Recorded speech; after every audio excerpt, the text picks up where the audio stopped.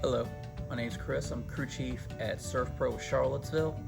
Today I want to show you the ULV, or ultra low volume fogger.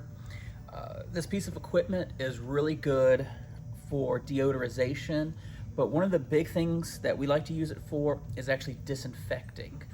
We can use it in warehouses, crawl spaces, we can even use it in vehicles.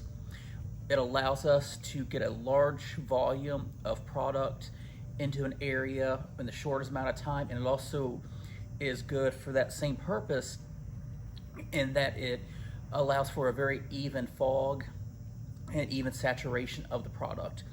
We have regular products that we use, but we also have green products which are more environmentally friendly that we have an option of that. And in just a moment we'll give you a demonstration of how the machine is used. Thank you.